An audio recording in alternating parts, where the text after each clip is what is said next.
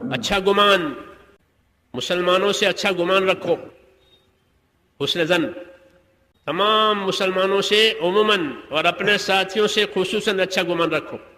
اسلامی معاشرت کا حکم ہے کہ آپس میں تمہارے گمان اچھے ہونے چاہیے۔ جب اچھے گمان ہوں گے تو اچھائیاں نظر آئے گی، بدگمانی ہوگی تو برائیاں نظر آئے گی۔ شیطان اپنی تو خوبیاں دکھاتا ہے اور دوسروں کی خرابیاں دکھاتا ہے۔ اپنے بارے میں اللہ سے کہنے لگا شیطان کہ انا خیر منہ، میں آدم سے اچھا ہوں، اپنے بارے میں۔ حالانکہ آدم کو تو اللہ تعالیٰ نے پسند کر کے چن کر کے بنایا ہے، چھانٹا ہوا ہے بندہ آدم۔ وہ کہتا ہے میں آدم سے اچھا ہوں، اس لیے یہ مجھے سیدھا کرے نہ کہ میں اس کو سیدھا کروں۔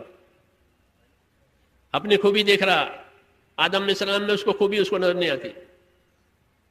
یہ اس کا کام ہے، آدمی کا نفس، آدمی اور شیطان اپنی خوبیاں بتاوے اور دوسروں کی خرابیاں اس کے سامنے، اور بدگمانی لاتا ہے۔ علماء نے کہا ہے کہ سب سے زیادہ بدگمانیاں شیطان دینداروں میں پھیلاتا ہے، دینداروں میں بدگمانیاں، اس نے یہ کر دیا ہوگا، اس نے یہ کر دیا ہوگا، اس نے یہ کر دیا ہوگا، حالانکہ حقیقت کچھ بھی نہیں ہے، بدگمانی ہے۔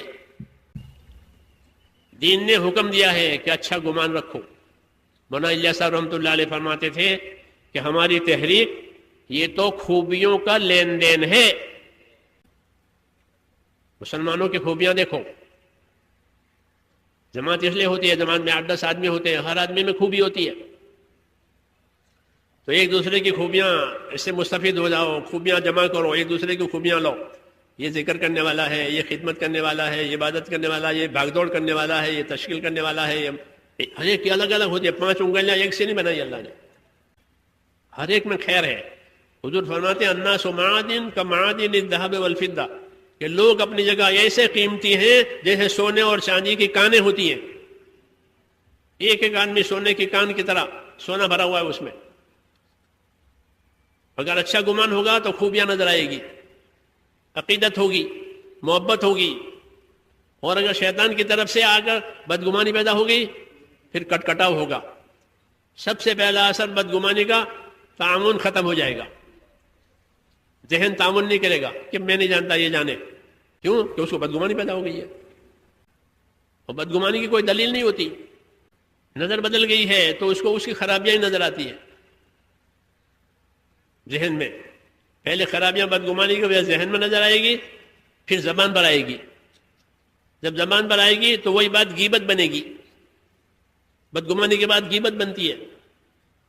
مولانا یوسف رحمۃ اللہ علیہ فرماتے تھے کہ غیبت کا گناہ ایسا ہے کہ اس کی نقد سزا ملتی ہے۔ کہ غیبت کی نقد سزا کیا کہ ان کے دل پھٹ جائیں گے۔ بدگمانی ہوئی پھر وہ زبان پر آئے گی، انہوں نے یہ کیا، انہوں نے یہ کیا، وہ پوچھو تو اس کو خبر بھی نہیں بیچارے کو۔ پھر زبان پر تذکرہ آیا کہ غیبتیں ہوئی کہ بھائی اب دل پھٹیں گے، اس لیے اللہ نے اسے منع کیا ہے۔